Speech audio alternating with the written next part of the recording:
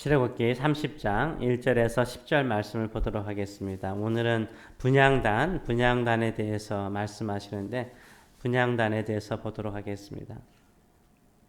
너는 분향할 제단을 만들지니 곧 조각목으로 만들되 길이가 한 규빗 너비가 한 규빗으로 네모 반듯하게 하고 높이는 2규빗으로 하여 그 뿔을 그것과 이어지게 하고 제단 상면과 전후 좌우면과 뿔을 순금으로 싸고 주위에 금태를 둘을 찌며 금태 아래 양쪽에 금고리 둘을 둘되 곧 그 양쪽에 만들지니 이는 제단을 매는 채를 꿰을 곳이며 그 채를 조각목으로 만들고 금으로 싸고 그 제단을 증거계 위 속죄소 맞은편 곧 증거계 앞에 있는 휘장 밖에 두라.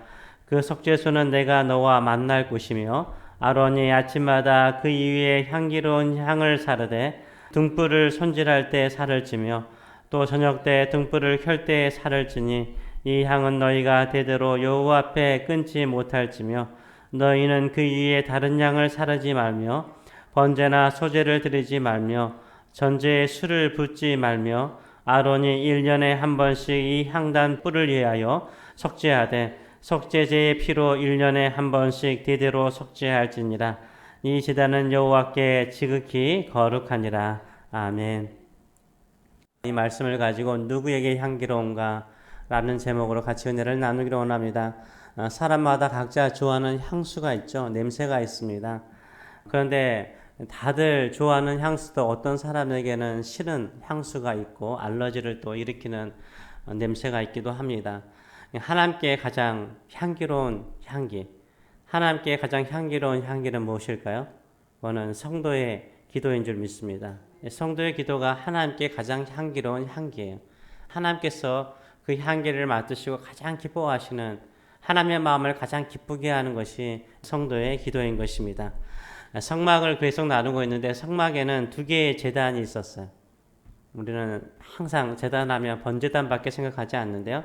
성막이 있으면 성막 뜰에 번제단이 있었죠. 성막 뜰에 제단이 하나 있었고 성소 안에 천막이죠. 지성소와 성소가 있는데 성소 안에 천막 안에 또 제단이 하나 있었습니다.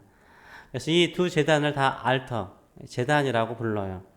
성막 뜰에 있는 제단은 제물을 짐승의 기름을 태우거나 번제와 같은 경우는 모든 것을 다 태우는 또 여러 가지 곡식을 소재를 태우는 번제단이 있었고요. 그 다음에 성소 안에는 분향단이 있었어요. 이 분향단이 있었습니다. 이 향을 태워서 향을 내는 제단이 이 성소 안에 있었습니다. 둘 다 제단입니다. 이 분향단은 지성소와 성소를 갈라놓는 휘장이 있지 않습니까? 바로 그 휘장 앞에 있었어요.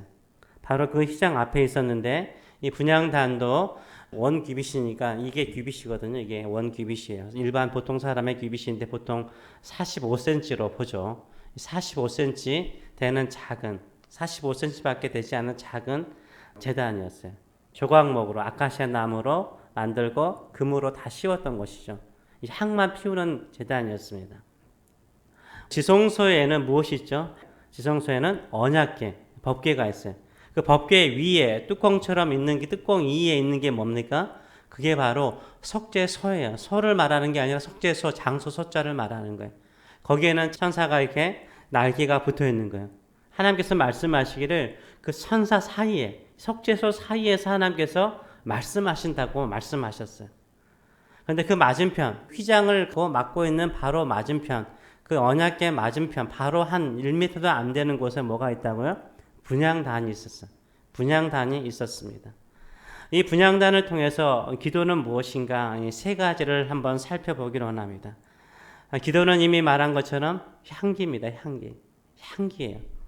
6절과 7절의 말씀을 보게 되면 그 제단을 증거궤, 언약궤를 말하죠. 언약궤 위 속죄소 맞은편 곧 증거궤 앞에 있는 휘장 밖에 두라.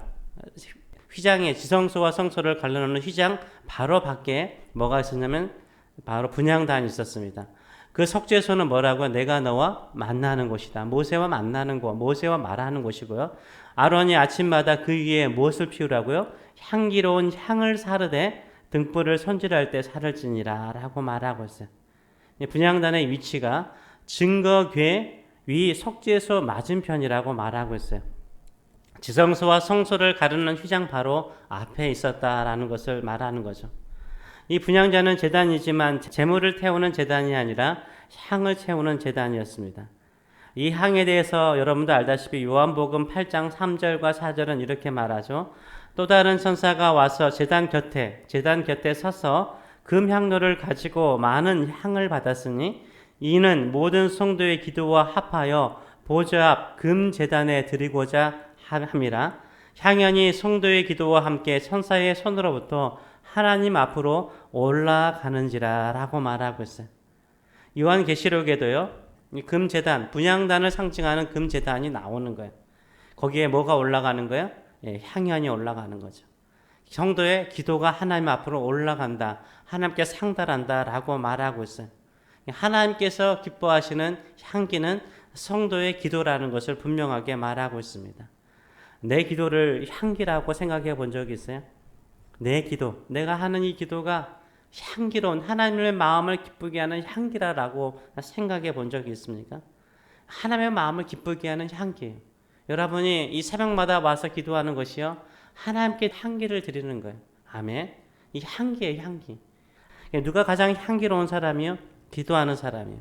기도하는 여러분이 가장 향기로운 사람이라는 자부심을 가지고 기도하시길 축원합니다. 둘째로는 기도의 자리는요, 하나님께 가장 가까이 나가는 자리예요. 내가 계속 앞부분에 설명을 했잖아요. 성도들이 하나님께 가장 가까이 나갈 수 있는 자리가 기도의 자리예요. 아멘. 기도의 자리가 하나님께 가장 가까이 나가는 거예요. 하나님의 보좌 앞까지 갈 수 있는 게 뭐냐면 기도의 자리예요. 이 석죄소는 지성소 안에 있잖아요. 휘장 안쪽에 있어요. 지성소에 있어요. 거기에 하나님의 법궤 위쪽에 석죄소가 있는데 이 석죄소에서 하나님께서 두 천사 사이로 말씀하신다고 그랬어요. 말씀하는 것은 석죄소인데 우리가 하나님께 기도하는 것은 어디라고요? 기도는 분향단, 이 향기가 기도라고 말했잖아요. 가장 가까운 곳이 어디예요? 바로 분향단이었어요. 분향단이었어요.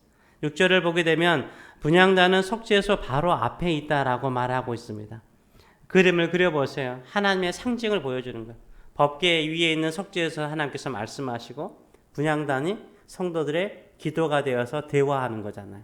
이게 바로 하나님과의 만남의 회막의 의미를 더 분명하게 표현하고 있는 것입니다. 하나님의 임재의 상징인 석죄소에 가장 가까이 있는 기물이 뭐예요? 분향단이든지 하나님께 가장 가까이 나갈 수 있는 곳이 어느 자리요? 기도의 자리예요. 지금 여러분이 하나님께 가장 가까이 나와 있는 거예요. 하나님께 가까이 나가는 길은 무엇입니까? 기도라는 거예요. 기도하는 자리가 하나님의 보좌 앞에 가장 가까이 나가는 자리라는 거죠. 이제 예수 그리스도의 죽음으로 말미암아 보혈로 말미암아 휘장이 갈라졌습니다. 이제는 하나님의 얼굴을 맞대고 보듯이 우리는 하나님께 기도할 수 있습니다. 이 영광의 자리에 있습니다.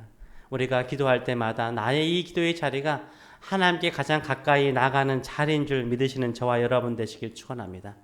하나님께 가까이 나가기를 원합니다. 이 말은 무엇일까요? 그래서요, 기도하는 거예요. 기도하는 자가 하나님을 가까이 하는 자예요.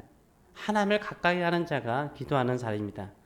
셋째로는 기도는 뭐 해야죠? 꾸준히 해야 된다라는 것을 강조하고 있어요. 8절의 말씀을 보게 되면 또 저녁 때 등불을 켤 때에 살을 지니, 향을 사르라는 거죠. 이 향은 너희가 대대로 여호와 앞에 뭐하지 않게 끊지 못할지며, 끊어지지 않도록 계속해서 향을 피우라라고 말하고 있습니다.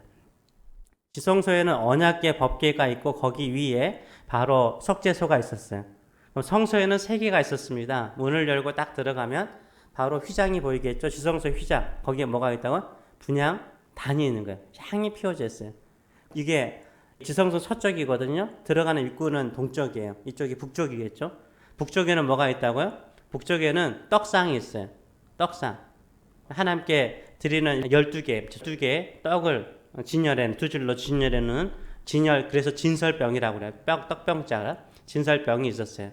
그것은 진설병은 매 안식일마다, 새 안식일마다 새로운 진설병을 올려놓도록 하고, 지나간 것은 제사장들이 거룩한 곳에서 먹게 했어요. 남쪽에는 금초대, 우리가 금초대라고 그러죠. 아니면 우리가 금등잔이라고 그러잖아요. 그 7개의 등잔이 있었습니다. 이 등잔에 기름이 필요하잖아요. 기름이 타는데 기름이 타다 보면 뭐가 생기죠? 찌꺼기가 생기잖아요. 기름을 또 채워줘야 되잖아요. 이것을 누가 하는 거예요? 제사장이 들어가서 계속 하는 거예요. 매일 저녁과 아침마다 들어가서 기름을 갈아주고 찌꺼기를 치워주고 이 일을 하는 거예요. 이때마다 어떻게 하라고요? 이 저녁과 아침마다 치울 때마다 분향단의 향기, 거기도 치워야 될 거 아니에요. 치우고 계속해서 향을 피우도록 하고 있는 거예요. 이 분향단의 향이 절대 끊어지지 않도록 하나님께서 명령하고 있는 거예요. 기도도 마찬가지죠. 기도도 꾸준히 하는 거예요. 한번 하고 힘들고 어려울 때만 기도하는 게 아니에요. 꾸준히 기도하는 사람이 하나님의 마음을 기쁘게 하는 거예요. 하나님이 그 사람을 통해서 놀라운 일들을 이루어 주는 줄 믿습니다. 근데 우리가 꾸준히 기도하다 보면요. 기도하는 사람이 가끔은 어떠냐면 교만해질 수 있는 거잖아요. 그렇죠? 내가 꾸준히 나는 매일 기도하는 사람이야. 나는 열심히 기도하는 사람이야. 나는 저들과 달라. 그러다 보면 우리의 마음속에 뭐가 생겨? 교만함이 생기는 것이고 이 교만함이 죄 가운데 가장 큰 죄가 될 때가 많아요. 그래서 10절의 말씀을 보게 되면 이렇게 말하죠. 아론이 1년에 한 번씩 이 향단 뿔을 위하여 속죄제의 피로 속죄하되 정결하게 하라는 말이에요. 정결하게 하되 속죄제의 피로 1년에 한 번씩 대대로 속죄할 것이니라 라고 말하고 있어요. 속죄하는 의식을 1년에 한 번씩 정하셨어요. 왜요? 우리도 마찬가지죠. 우리도 기도로서 거룩하게 쓰임 받으면서도 또 그것이 우리 마음을 교만하게 하거든요. 그래서 내가 기도 생활하면서도요, 항상 마음에 내가 기도로 인하여서 혹시나 교만한 적이 없는지, 내가 기도로 인하여서 하나님을 가볍게 여기지는 않았는지, 내가 기도를 하면서 다른 성도를 무시하지 않았는지, 이런 속죄하는 시간이 필요합니다. 하나님 더 정결한 마음을 가지고, 더 깨끗한 마음을 가지고, 더 순수한 마음을 가지고, 더 굳건한 믿음을 가지고 주만을 바라보고 의지하는 믿음의 사람 되게 하여 주시옵소서. 그리하여 하나님의 마음을 온전하게 기쁘게 해드리는 저희들의 삶들 되게 하여 주시옵소서. 이렇게 기도하시는 저와 여러분 되시길 축원합니다. 네, 기도하겠습니다. 살아계신 하나님 아버지, 여기에 가장 향기로운 주의 백성들이 있습니다. 자신의 몸을 태워서, 자신의 시간을 태워서, 자신의 믿음을 태워서 하나님께 올려드리는 분향단과 같은 주의 백성들이 여기에 있습니다. 주께서 이들의 향기를 받으시고 역사하여 주시옵소서. 우리의 기도를 써 주시옵소서. 우리가 우리의 힘으로 이루는 것을 위해서 기도하는 것이 아니라 하나님의 능력과 하나님의 권능으로 이룰 것을 위해서 기도하나이다. 이것은 하나님만이 행할 수 있나이다. 하나님께서 행하시는 능력을 가지고 행하여 주시옵소서. 앞서 행하여 주시옵소서. 복되게 하여 주시옵소서. 기적의 역사가 일어나게 하여 주시옵소서. 우리는 믿음으로 기도하며 따라가겠나이다. 주여 이루소서. 주여 이루소서. 주의 능력으로 이루어 주시옵소서. 감사드리며 예수님의 이름으로 기도하옵나이다. 아멘.